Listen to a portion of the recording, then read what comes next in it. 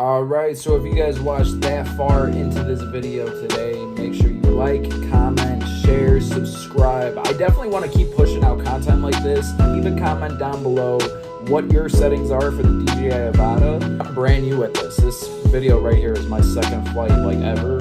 And granted, it was extremely windy. I saw all these different obstacles that I really wanted to play around with. But even when it's not windy, I feel like my Avata leans to the side. So I'll go up in the air and the whole time it's just like this.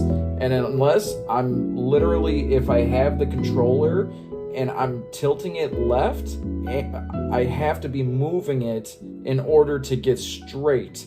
And when you're going around obstacles and stuff like that, and you're trying to keep it straight while maneuvering to the right or to the left of the direction that you're trying to go, it could really throw you off if you're in a tight situation. Turn left hard, sir.